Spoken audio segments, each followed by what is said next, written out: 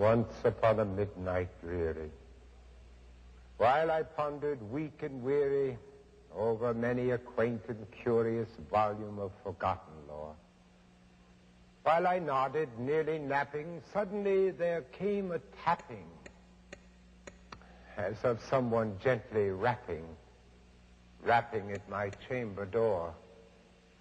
"'Tis some visitor," I muttered, tapping at my chamber door, "only this and nothing more."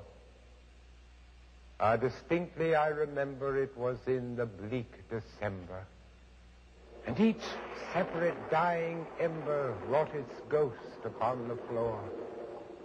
Eagerly I wished the morrow, vainly I had sought to borrow from my book surcease of sorrow, sorrow for the lost Lenore, for the rare and radiant maiden whom the angels call Lenore, nameless here forevermore.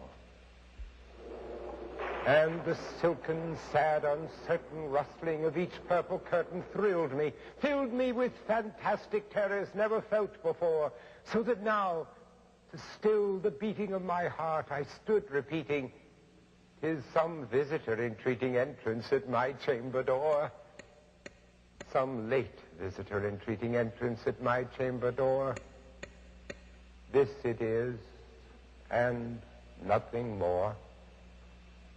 Presently my soul grew stronger, hesitating then no longer. "Sir," I said, "or madam, surely your forgiveness I implore. But the fact is I was napping, and so gently you came rapping, and so faintly you came tapping at my chamber door, that I scarce was sure I heard you. Here I opened wide the door. Darkness there, and nothing more.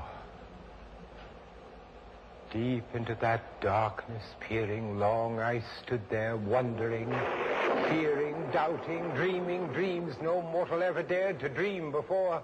But the silence was unbroken, and the stillness gave no token, and the only word there spoken was the whispered word, "Lenore." And I whispered back, and an echo murmured back, "Lenore." Merely this, and nothing more.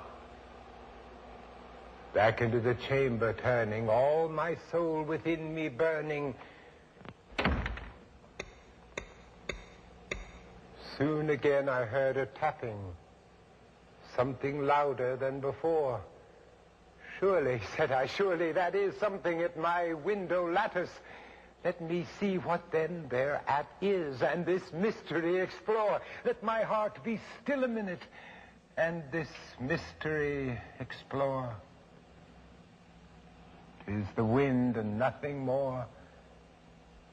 Open here I flung the shutter, when with many a flirt and flutter in there stepped a stately raven of the saintly days of yore. Not the least obeisance made he, not a minute stopped or stayed he, but with mien of lord or lady perched above my chamber door, perched upon a bust of Pallas just above my chamber door, perched and sat, and nothing more. Then this ebony bird beguiling my sad fancy into smiling by the stern and grave decorum of the countenance it wore.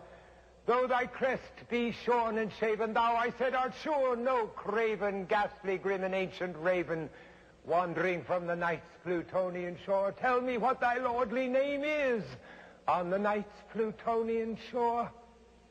Quoth the raven, "Nevermore."